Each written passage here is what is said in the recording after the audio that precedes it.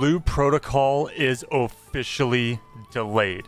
I know this is extremely sad news, and I am very sorry to not have shared my live stream earlier this month. It's unfortunate, but something happened. Many others and myself chosen to be part of the final network test or closed beta test were very sad to hear the game had to be delayed earlier this month. We were eagerly waiting for the 25th to hear more details regarding the date to play the test. Unfortunately, we received even more bad news. The final test was pushed back by almost 2 months, which lands us in March. However, before we get into the bad news, let's talk about some good news to come from this very short live stream from the developers that came up earlier this morning on January 25th.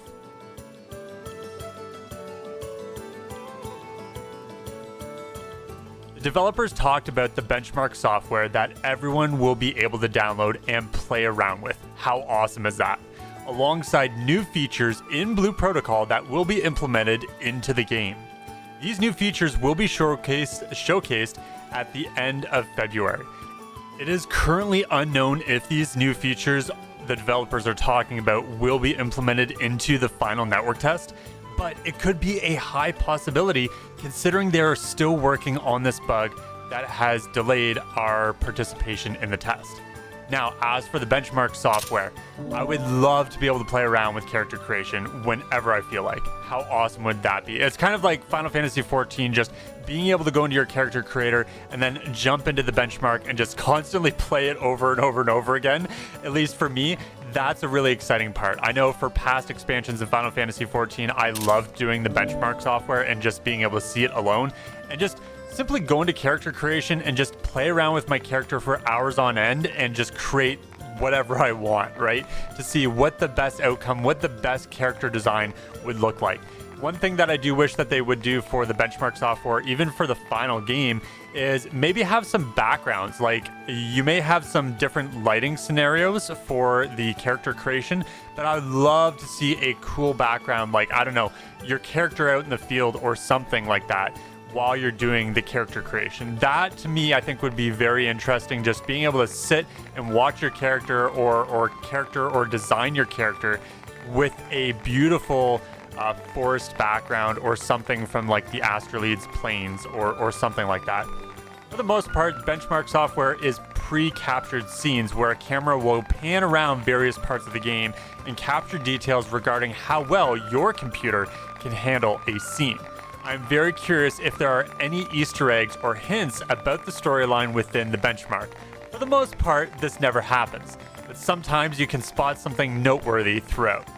I can't wait to see not only the benchmark scores from everyone, but also see the benchmark in action with everyone's custom character. One thing I hope for is that we can save our character data and port it to the official game when it launches. This would be even great incentive for not only the Japanese version of the game, but also the global version of the game when it officially launches.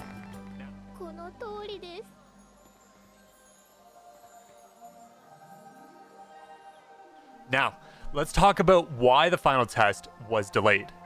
The developers came across an issue where if players reached the maximum amount of players per zone, it would cause an error in the server structure, meaning once a limit is exceeded, automatic channels should be created, but in this case, it doesn't.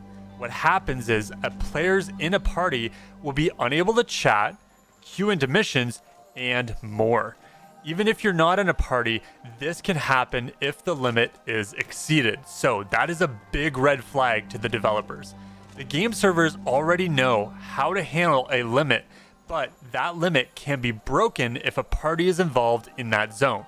The servers know how to increase and decrease zone limits easily, but in this case, it is an oversight on the developer team's part.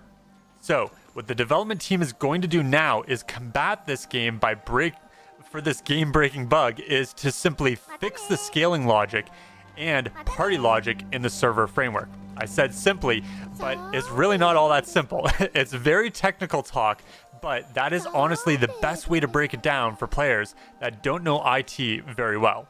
The development team was very kind enough to share logs or history of what's been going on leading up to the original network test date.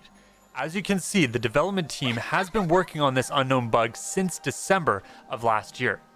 During this time, they have been spending trying to figure out what is the root cause of all this and conversing with the higher ups during the playtests on the best course of action that there was to take. Project Sky Blue team then decided it was best to postpone the final network test and set another date and time for the end of March of this year. The development team decided to not end on a bad note though. As stated before in the beginning of this video, we will be able to play the benchmark software sometime in the beginning of February, with new detailed features to be discussed at the end of February. As always, thank you so much for watching, guys. If you enjoyed this video and thought it was helpful, please hit that like button, slap the subscribe button, and ring the notification bell to know when my next Blue Protocol video goes live.